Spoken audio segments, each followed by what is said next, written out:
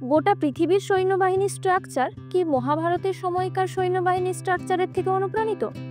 আজকে এই বিষয় নিয়ে আপনাদের সাথে একটু আলোচনা করা যাক। মহাভারতের বিভিন্ন পর্বে যুদ্ধ হতে দেখা গেলেও সব থেকে মোড় ঘোরানোর যুদ্ধ হলো কুরুক্ষেত্রের যুদ্ধ। দীর্ঘ 18 দিন ধরে হওয়া এই যুদ্ধই নির্ধারণ করেছিল সত্যের জয়, অসত্যের পরাজয়, ধর্মের স্থাপন, অধর্মের বিনাশ। কথাই আছে, কুরুক্ষেত্রের যুদ্ধে এতটা রক্তগঙ্গা বয়েছিল যে এখনকার দিনেও কুরুক্ষেত্রের মাটি লাল হয়ে আছে। কম বেশি সকলেরই জানা আছে, পাণ্ডবদের পক্ষে ছিলেন নিরস্ত্র বাসুদেব কৃষ্ণ, আর কৌরবদের পক্ষে ছিলেন সশস্ত্র নারায়ণী সৈন্য। তবে হিসাব করলে দেখা যায় এই 18 দিন চলা যুদ্ধে টোটাল 18 অক্ষৌহিণী সৈন্য ছিল, যার মধ্যে পাণ্ডবদের পক্ষ ছিল 7 অক্ষৌহিণী সৈন্য এবং কৌরবদের পক্ষে ছিল 11 অক্ষৌহিণী সৈন্য। কিন্তু আপনারা কি জানেন এই অক্ষৌহিণী সৈন্য আসলে কি? একটি বড় সৈন্যবাহিনী পরিচালনা করার জন্য সেই সৈন্যবাহিনীটিকে ছোট ছোট ইউনিটে ভাগ করা হতো, যাতে ওদের মধ্যে নিয়মানুবর্তিতা বজায় থাকে। আমরা যদি এখনকার দিনে কোনো সৈন্যবাহিনীর স্ট্রাকচার দেখি তাহলে বুঝতে পারবো 10 জন সৈন্য নিয়ে একটি সেকশন তৈরি হয় এবং 3টি সেকশন নিয়ে একটি কোম্পানি তৈরি হয়, আর এইভাবেই পুরো সেনাবাহিনী তৈরি হয়।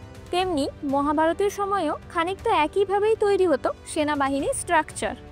বরং এটা বলা যেতে পারে আমাদের মডার্ন সৈন্যবাহিনী অনেকটাই তখনকার দিনের সৈন্যবাহিনীর স্ট্রাকচারের থেকে অনুপ্রাণিত। যেমন মহাভারতের সময় সৈন্যবাহিনীর একটি ছোট ইউনিট ছিল পট্টি। 3 পট্টিতে 1 সেনামুখ, 3 সেনামুখে 1 গুল্ম, 3 গুল্মে 1 গণ। এইভাবেই 3 অঙ্কে বেড়ে গণ থেকে বাহিনী তৈরি হয়। বাহিনী থেকে প্রথানা, প্রথানা নিয়ে চনু, অনিক, বৃত্ত, পত্ত, চক্র এবং সবশেষে এই 3 চক্র নিয়েই তৈরি হয় অক্ষৌহিণী।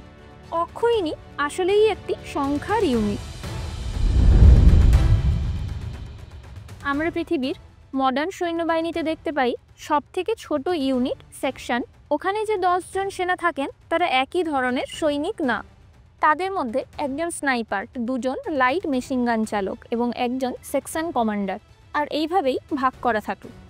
তেমনি মহাভারতের সময়ের সৈন্যবাহিনীর সবথেকে ছোট ইউনিট পট্টিতে 10 জন সৈন্য থাকতেন। এর মধ্যে 1টি রথ, 1টি হাতি, 3 জন অশ্বারোহী সৈন্য এবং 5 জন পদাতিক সৈন্য, অর্থাৎ যারা পায়ে হেঁটে যুদ্ধ করতেন। এই নিয়ে টোটাল 10 জন সৈন্য। এদের মধ্যে একজন থাকতেন যিনি এই পট্টিকে পরিচালনা করতেন। মডার্ন ডে ওয়ারফেয়ারে আমরা বিভিন্ন ধরনের ওয়ার স্ট্র্যাটেজি এবং ফরমেশন দেখতে পাই। যুদ্ধক্ষেত্রে সৈন্যরা আক্রমণ করবে নাকি প্রতিরোধ করবে, তার উপরে ভৌগোলিক অবস্থানের ওপর, এমনকি আবহাওয়ার ওপর এই সম্পূর্ণ স্ট্র্যাটেজি ডিপেন্ড করে। মহাভারতের সময়েও সৈন্যরা তাদের ইচ্ছে মতো এলোমেলোভাবে দাঁড়াতে পারত না। তাদেরকে একটি বিশেষ নিয়মে সারিবদ্ধভাবে দাঁড় করানো হতো। তাদের এই বিভিন্ন আকৃতির দাঁড়ানোর কৌশলকে ব্যূহ বলে। গরুড়, অর্ধচন্দ্র, বজ্র, চক্র, মকর প্রভৃতি এই ব্যূহের নাম।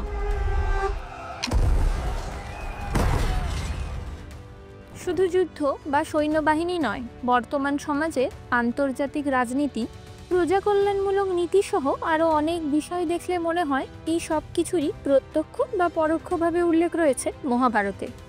আপনাদের যদি এই রকম কোনো ঘটনা মনে পড়ে তাহলে আমাদের কমেন্টে অবশ্যই জানাবেন। আমরা এখন 1000 জনের পরিবার। সবাইকে অনেক অনেক ধন্যবাদ আমাদের পাশে থাকার জন্য। আরেকটি ছোট্ট অনুরোধ আছে, আমার এই চ্যানেলটিকে আপনার বন্ধুদের সাথে শেয়ার করুন এবং তাদেরকে বলুন ভালো লাগলে চ্যানেলটি অবশ্যই সাবস্ক্রাইব করে দিন। দেখা হচ্ছে পরের ভিডিওতে।